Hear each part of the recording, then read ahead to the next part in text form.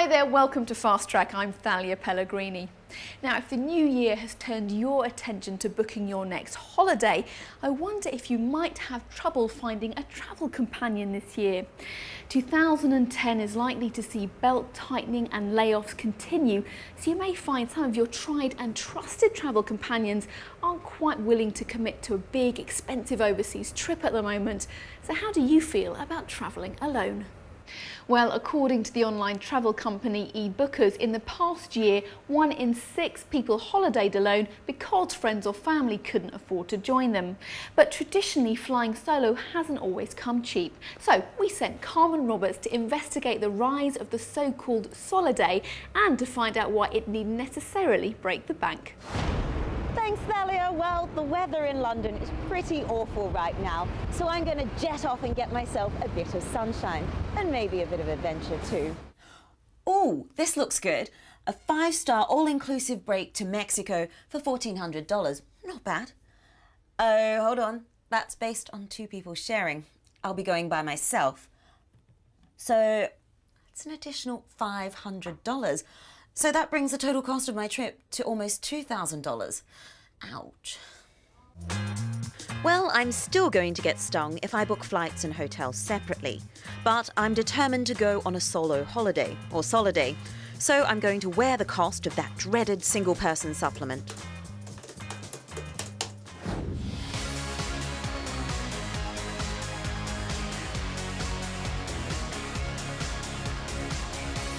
I've decided on a mountain biking trip to Laos. Out of our group of 16 people, 8 were part of a couple, 3 came with friends or family, and the remaining 5, including me, were going solo. The more difficult cycling trips, the longer cycling trips, tend to be more single. Sometimes if people are in a relationship, someone doesn't want to go biking, so they may just have a holiday on their own. Sometimes, it could be that there's a cost factor involved and they just, can afford one person to go on the trip. Jürgen Fischhaber is married with 2 kids, but this is a holiday he wanted to do by himself. I need active holidays, and the family is actually on the contrary. They are preferring to relax on the beach, and that's why we made the deal. I'll do the active part first, and then we'll go together to the beach later on. The eBookers survey also found that men are twice as likely to jet off on their own than women. And if you are your own boss, like Italian Dino Pozzato, time is more flexible, and a holiday like this is a no-brainer.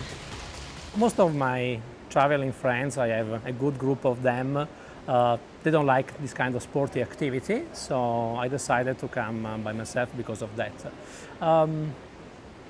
It's not an issue, because one thing I learned is that when you go on unusual holidays, you tend to meet people with the same interests, so you have already a very good starting point for the rest of the holiday. Interestingly, all 5 solo travellers on this trip paid the extra $200 for a single-person supplement, instead of opting to share a room with another cyclist. I like my privacy, so I understand that you have to pay a little bit extra for it. But first, why do so many hotels charge a single supplement in the first place? From a hotelier's point of view, I'd be taking up just as much room here as 2 people normally would. But if he were real, then we'd be spending twice as much on things like food, drink and laundry. But it would probably cost the hotel just the same if my inflatable friend here started leaving his clothes on the floor and the soap in the sink.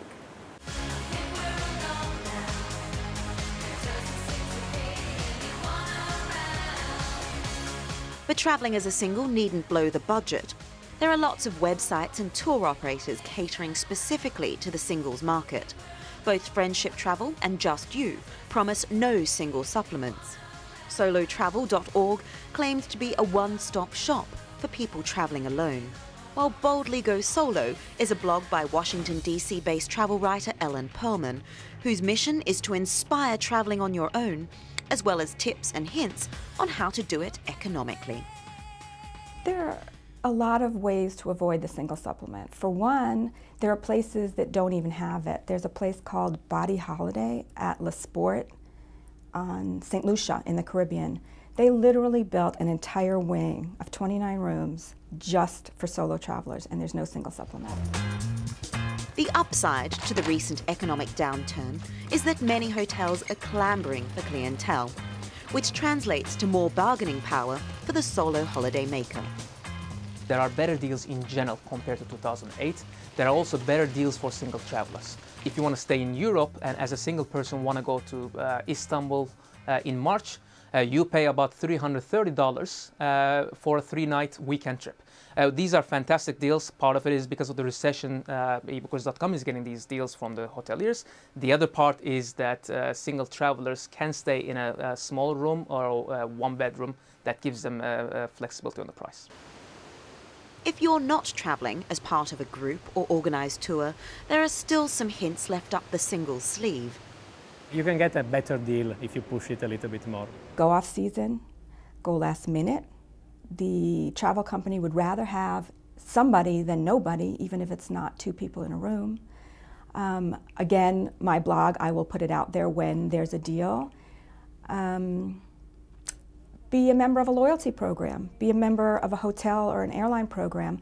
Because when you go to that hotel, you may be able to say to them, hey, I'm a loyal member of your hotel, what can you do for me? So you can negotiate. Always try to negotiate.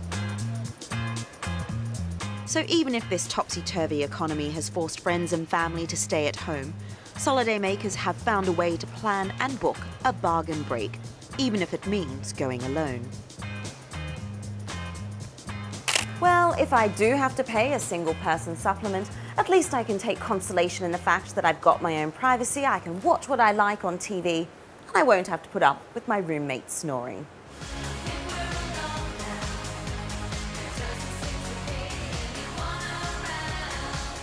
Have you been stung by an excessive single-person supplement?